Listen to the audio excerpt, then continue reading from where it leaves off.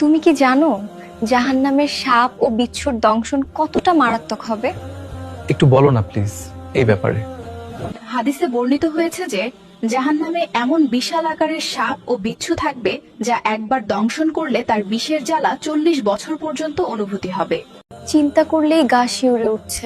আল্লাহ আমাদের রক্ষা করুন। আসলে আমরা দুনিয়ার সামান্য একটা মশার কামড়ই সহ্য করতে পারি না। আর সেখানে ওই ভয়াবহ আযাব কিভাবে সইব? আমাদের উচিত এখনই সব গুনাহ থেকে তওবা করে আল্লাহর পথে চলা। আজ থেকেই আমরা দুজনে একে অপরকে আমলের ব্যাপারে আরো বেশি তাগিদ দেব, যেন আল্লাহ আমাদের পুরো পরিবারকে জাহান্নামের আগুন থেকে বাঁচিয়ে দেন। আমিন।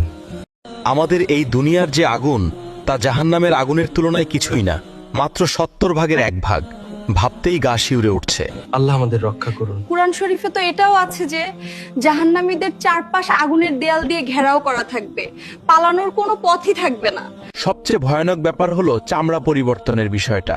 আযাব আস্বাদন করানোর জন্য চামড়া পুড়ে গেলেই আল্লাহ আবার নতুন চামড়া দেবেন। বিরতিহীন এই কষ্ট কল্পনা করাও অসম্ভব। দুনিয়ার সামান্য আগুনেই আমরা টিকতে পারি না, জাহান্নামের আগুন কিভাবে সহ্য করব? চলো আজ থেকে আমরা একে অপরকে আমল করার ব্যাপারে আরো বেশি তাগিদ দেই, যেন আল্লাহ আমাদের পুরো পরিবারকে জাহান্নামের আগুন থেকে মুক্তি দেন। আমিন। আমাদের কারো পক্ষে ওই আগুন সহ্য করা সম্ভব না। তুমি কি জানো আমাদের আর জান্নাতের মাঝে দেয়াল হয়ে আছে শুধু একটি মাত্র নিঃশ্বাস? কিভাবে সম্ভব?